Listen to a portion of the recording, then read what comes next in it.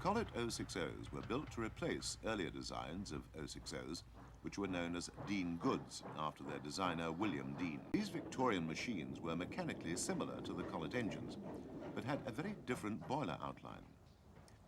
This was the style of Great Western engines up until the beginning of the century, when George Jackson Churchward began a revolution in locomotive design, which led to the classic Great Western locomotive outline, with a brass safety valve cover and copper-capped chimney. The Dean outline was in the Victorian tradition, with a tall chimney and a massive steam dome.